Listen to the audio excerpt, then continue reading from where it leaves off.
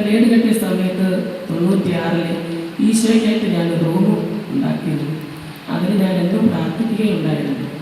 രാത്രി 12 മണിക്കും 8 മണിക്കും രാവിലെ 5 മണിക്കൊക്കെ ഞങ്ങൾ മുന്നിലെന്ന് പ്രാർത്ഥിക്കുമായിരുന്നു. പക്ഷേ ദൈവത്തിലുള്ള വിശ്വാസം എന്നിലില്ലാതിരുന്നു.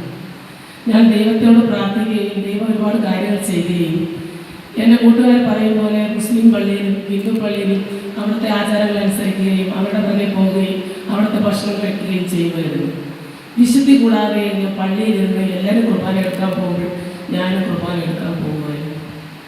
എൻ്റെ 3 പിള്ളേരുടെയും കല്യാണം തീർന്നപ്പോൾ എൻ്റെ വീട്ടിലെ റൂം 3 മിസ്സായി. അപ്പം അമ്മ അവിടെ ഒരു ബാധ്യസ്ഥയായി. അപ്പോൾ കുട്ടികൾ പറഞ്ഞ് ഇനി പ്രാർത്ഥന റൂം നമുക്ക് ആവശ്യമില്ല, ആ റൂമിലോട്ട് അമ്മയെ തള്ളാം. ഞങ്ങൾ ആ റൂമിൽ അങ്ങനെ താമസിക്കുന്നു. പക്ഷേ എൻ്റെ വീട്ടിൽ ഭയങ്കരമായ അടിയും പ്രശ്നങ്ങളുമായി മാറി. ഇത് കുടുംബം കഴിഞ്ഞ കുടുംബം അലസതയിലായി, മക്കളെല്ലാം ഭിന്നതയിലായി. അങ്ങനെ എനിക്ക് ആ ജീസസ് യൂത്തിൽ ഞാൻ ചേരുകയായിരുന്നു.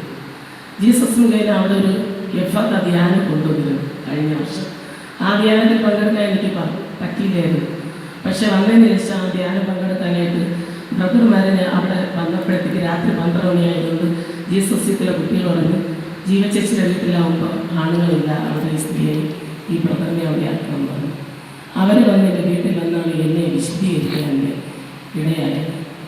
അപ്പോൾ ബ്രദറും ആ സിസ്റ്ററും വന്നിട്ട് എൻ്റെ വീട്ടിൽ വന്നിട്ട് ആ സിസ്റ്റർ പറഞ്ഞു, മോളെ ഇതിൻ്റെ അകത്ത് ദൈവചൈതന്യം നിറഞ്ഞു നിൽക്കുകയാണ്, അതിൻ്റെ കൂടെ അന്ധകാരവും നിറഞ്ഞു നിൽക്കുകയാണ്, എമ്പൽ കൊണ്ടിരിക്കുകയാണ്, ഈശോ നിന്നെ തൊട്ടിരിക്കുകയാണ്, പക്ഷേ ഈശോയ്ക്ക് ഹൃദയം ഇതുവരെ തുറന്നിട്ടില്ലെന്ന്.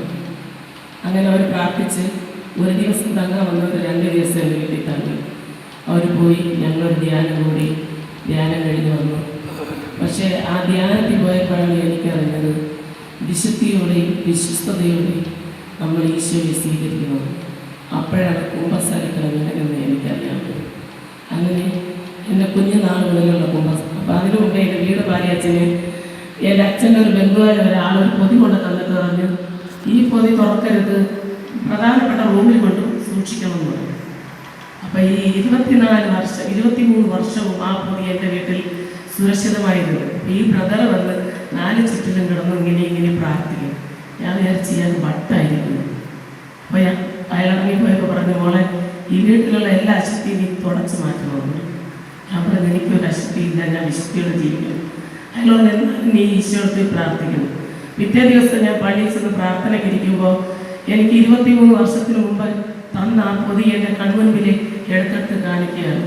ഞാൻ പള്ളിയിൽ ഓടി വന്ന് ആ പൊതിവ് തുറന്ന് നോക്കിയപ്പോൾ അത് ഒരു തകട് കൊണ്ട് എന്തോ കെട്ടിവെച്ച് ഇരിക്കുന്നതായിട്ടാണ് ഞാൻ കണ്ടത്. അപ്പം ഞാൻ വന്നോടെ അതിനെടുത്ത് വരച്ച് എറിഞ്ഞിട്ട് ഞാൻ എൻ്റെ ഇത് വന്ന് പിന്നെ ഈ ധ്യാനം കൂടി, ധ്യാനത്തിലൂടെ ഈശോ എന്നെ തൊടുകയായിരുന്നു. പിന്നെ ഇപ്പോഴെനിക്ക് ദിവ്യബലിയില്ലാതെ ഉറക്കമില്ല. ഞാൻ എൻ്റെ 8 വയസ്സ് കാലം മുതലുള്ള ഇത്രയും പ്രായം വരെയുള്ള എല്ലാ പാപങ്ങളും ഈശോനെ ഓർമ്മയിൽ തന്ന് ഞാൻ പ്രാർത്ഥിച്ച്. പക്ഷേ എനിക്ക് വീട് പാലിയച്ഛന് അശുദ്ധി കൊണ്ട് തന്നതുകൊണ്ട് ഞാനിപ്പോൾ എന്നെ വീട് പാലിയച്ഛനെ വിളിക്കുന്നവർക്ക് ഓരോ ബൈബിളും അവർക്ക് കൊടുക്കേണ്ട സമ്മാനമായിട്ടാണ് ഞാൻ കൊടുക്കുന്നത്. കൂടുതലായിട്ട് ഞാൻ ഒന്നും പറയുന്നില്ല.